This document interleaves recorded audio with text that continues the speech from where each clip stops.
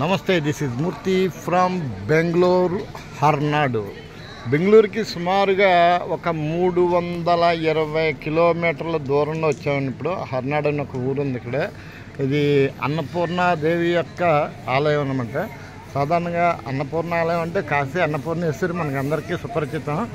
కానీ ఈ బెంగళూరు సమీపంలో ఈ హర్నాడు అనేది అంటే మాకు బెంగళూరు వచ్చాక తెలిసింది. కానీ చాలా చాలా బాగుందండి. అంటే బెంగళూరుకి సుమారుగా చెప్పాను కదా 320 కిలోమీటర్లు, అందులో సుమారుగా ఒక 150 నుంచి 200 కిలోమీటర్లు కంప్లీట్ ఘాటీ అనమాట. ఘాటీ అంటే మీకు తెలియదే ఉంది, కొండల పైనుంచి చాలా డేంజరస్ జర్నీ అనమాట. అంత డేంజర్ జర్నీ చేసిన తర్వాత మాత్రం ఇక్కడికి మనం చేరుకోగలం. చూస్తున్నారు కదా చుట్టూ.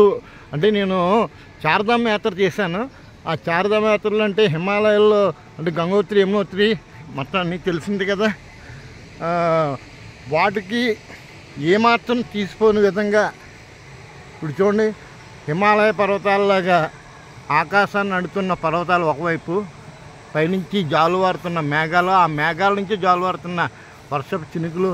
ఒకటేంటండి, ప్రకృతి శోభాయమానం అంతా ఇక్కడే కనపడుతుందండి. అంత అద్భుతమైన ఈ శిఖరాలపైన వెలిసిన ఈ అమ్మవారి దర్శనం మాకు ఈరోజు దక్కింది.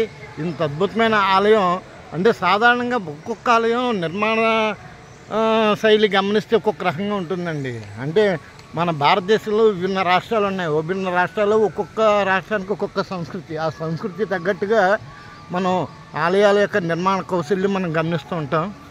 ఇక్కడ అయితే నాకు కేరళ సంస్కృతి అంతా కనబడుతుందండి.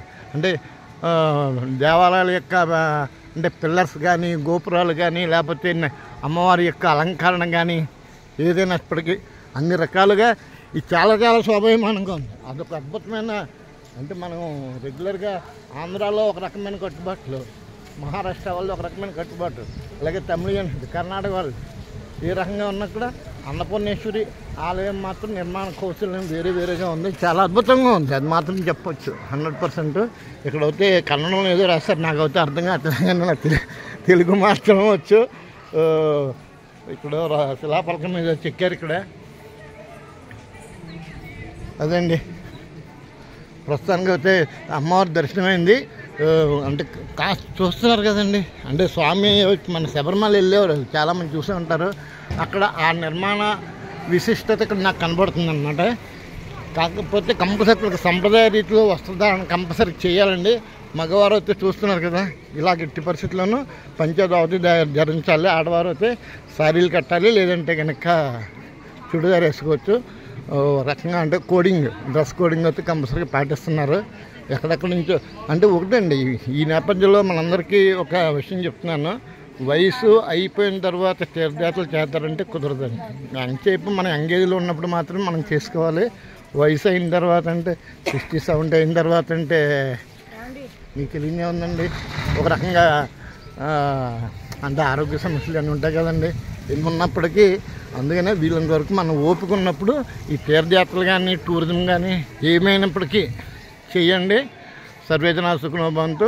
హరహర మహాదేవ. అమ్మవారి యొక్క ఆశీస్సులు నాతో పాటు మీ అందరికీ కలగాలని కోరుకుంటున్నాను. ఓం నమః శివాయ, నమో నారాయణ, నమః. జై హింద్. దిస్ ఇస్ మూర్తి ఫ్రమ్ హర్నాడు, బెంగళూరు.